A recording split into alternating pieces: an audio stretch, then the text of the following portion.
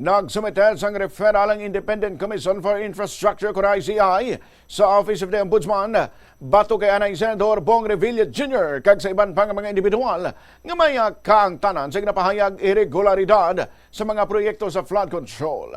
Sa isa ka press briefing ginsiling ni ICI Chairperson Justice Andres Reyes Jr.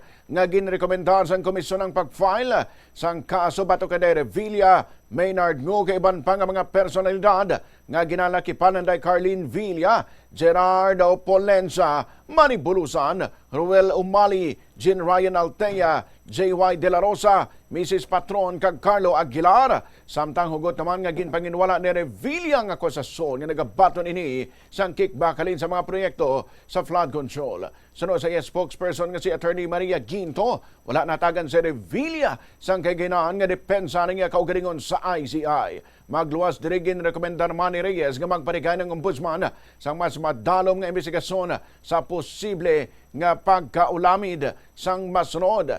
Senador Francis Escudero, anay Senador Nancy Binay, Senador Grace Poe, anay Senate Finance Chairperson, Senador Mark Villar, nga anay DPWH Secretary. Sunod kay Reyes, nakabase ang referral sa mga testimonya kag affidavit ni anay DPWH Undersecretary Roberto Bernardo, nga nagasiling nga nagabaton sa Revilla sang 25% nga komisyon halin sa mga flood control projects.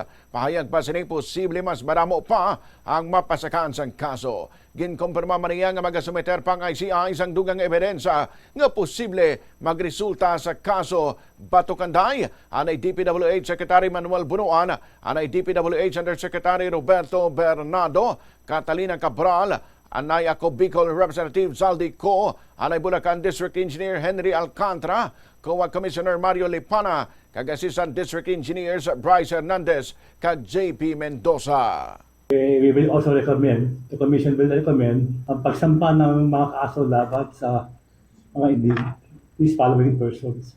Former Senator Revilla Jr., Maynard Ngo, Carlin Villa, Gerard Opolencia, Manny Bulusan, Ruel Umali, Jean Ryan Altea, Carlin Yap Villa, J.Y. De La Rosa, Mrs. Patron, and Carlo Aguilar. Ang posibleng mga kaso ay direct or indirect bribery and corruption of public officials, plunder and administrative sanctions, amongst others.